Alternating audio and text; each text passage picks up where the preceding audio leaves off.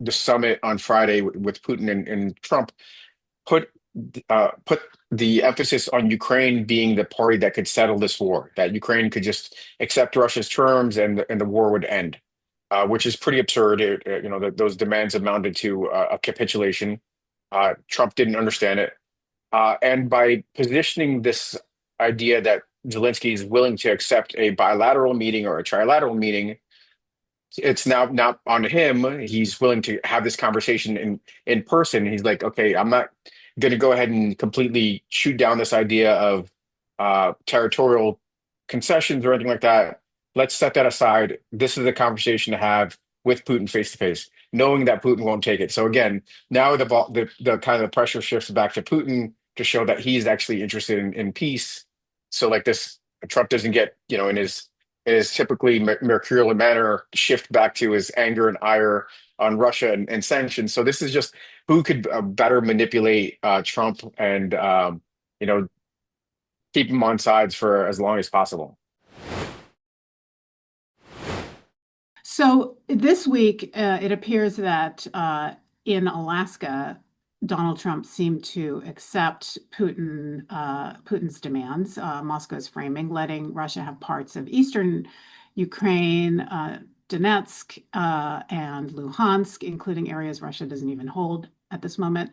And in exchange, later, Trump promised what he called a very good security guarantee, 90 to $100 billion in arms, financed by Europe, with U.S. supplying the weapons. So it seems like a good deal for America's military contractors as well. Is there any part of this deal that Ukraine and or Europe would accept? There are pieces that the I think the Europeans and the um, Ukrainians would embrace, specifically arms sales. Now it turns out from the Secretary of the Treasury that the U.S. is charging a 10% premium to sell arms to the Europeans and Ukraine defending itself. So really kind of dark blood money.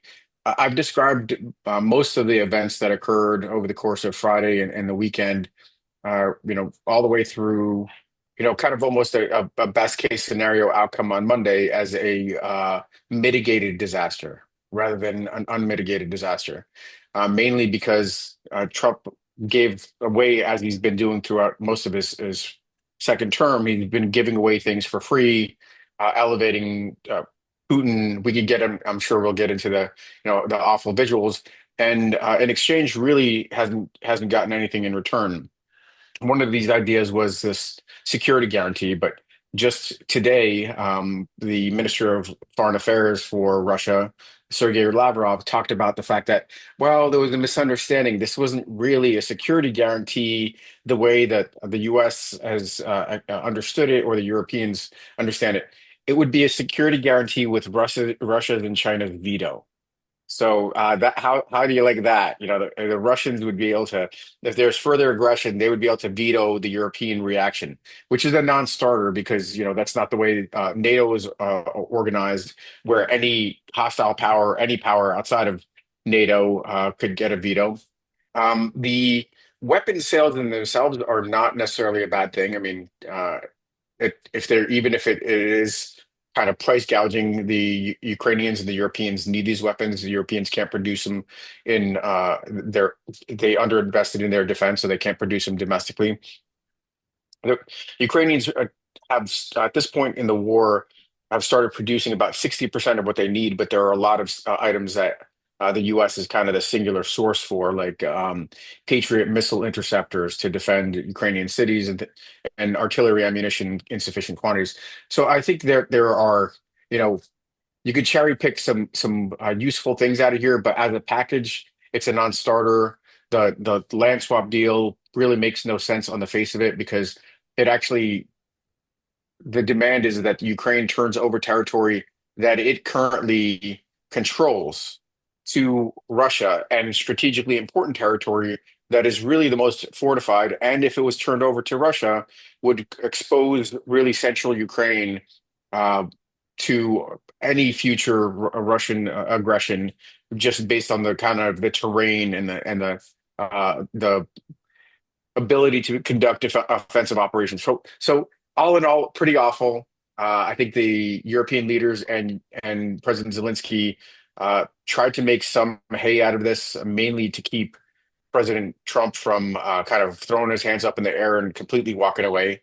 And they came in force. Seven uh, um, world leaders came in and kind of put a proposition in front of Trump. You've got all of us in front of you that we're your allies, supported allies, and you've got Trump, who basically has taken advantage of you. You've been panned in the press for being weak to him. Take your side, and it looks like Trump is kind of shifted slightly over back to kind of a more normal position. But again, after giving up a huge amount of ground, so again, a mitigated disaster. Hi, I'm Pat Morrison, one of the hosts of America at a Crossroads. If you like this video, don't just watch. Head over to our website where you can subscribe for early access to new programs, see our upcoming schedules, and connect directly with our guests in our weekly live streams. Thank you for watching. Is there any talk at all in Ukraine, in Kyiv, about any territorial concessions to Russia at all as a So means of ending yeah, this? that's a very, very important question. I think the public line is consistent and firm that Ukraine can't give up any of its territory.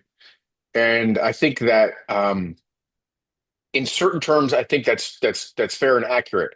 It's this kind of diplomatic protocol of de facto control, Russia controls the territory, or de jure, where Ukraine accepts Russia's domination of the territory in perpetuity. So in a de jure status, it won't accept any territory being given away. But in a de facto status, meaning the reality of the Russians occupying it, that there is a recognition that some territory is really just too hard for Ukraine to regain control over. Doesn't have the military resources, doesn't have the international support. It doesn't have its own kind of military wherewithal to fight back and win Crimea at this point in the war, or probably those hardened portions of the Donbass the Russians have been occupying since 2014. But I think the fact is there is a recognition that some questions will be unsettled. Not everything has to be wrapped up in a bow with regards to peace negotiations. Some questions will remain unsettled, and those questions will be the ultimate control of territories, even though Russia is occupying them. And there's still a very high prospect of a ceasefire under those conditions and peace, but only if Russia is pressured into accepting those kinds of conditions, because right now it has no appetite for compromise. Right. Is there any truth to this idea that there will be a trilat, as Trump Mm. called it, a trilateral meeting between U.S., Russia, and Ukraine? Because it seems that Russia perhaps did Yeah, not say that they would agree to a trilateral sure. meeting. Does not want to meet with Zelensky face to face. Putin doesn't want to. Yeah. I mean, unfortunately, this is going to be a litany of things that Trump claims he achieved, and the reality is widely divergent. I think President Trump is certainly eager to facilitate this is an interesting format, a bilateral meeting, which is between Zelensky and Putin, and a trilateral meeting in the aftermath, based on some maybe some gains in the discussions where it's the U.S., Russia, and Ukraine getting together. And I think that this was in part pretty thoughtful positioning by the Europeans and Ukraine, recognizing that Putin is not interested in a bilateral meeting. So it's a bit of a poison pill that they sequenced the bilateral meeting before a trilateral meeting. They did that because they know that Putin doesn't want to grant Zelensky or the current government of Ukraine legitimacy. He resists this notion. He's had all sorts of kind of caveats to, the conditions under which he would do that. So it's extremely unlikely. The other thing that I thought was pretty savvy by, again, Ukraine and the European leaders, is that the onus at the end of the summit on Friday with Putin and Trump put put the emphasis on Ukraine being the party that could settle this war, that Ukraine could just accept Russia's terms and the war would end, which is pretty absurd. Those demands amounted to a capitulation. Trump didn't understand it, and by positioning this idea that Zelensky is willing to accept a bilateral meeting or a trilateral meeting, it's now not on him. He's willing to have this conversation in person. He's like, okay, I'm not going to go ahead and completely shoot down this idea of territorial concessions or anything like that. Let's set that aside. This is a conversation to have with Putin face to face, knowing that Putin won't take it. So again, now the kind of the pressure shifts back to Putin to show that he's actually interested in peace. So like this, Trump doesn't get, in his typically mercurial manner, shift back to his anger and ire on Russia and sanctions. So this is just who could better manipulate Trump and keep him on sides for as long as possible.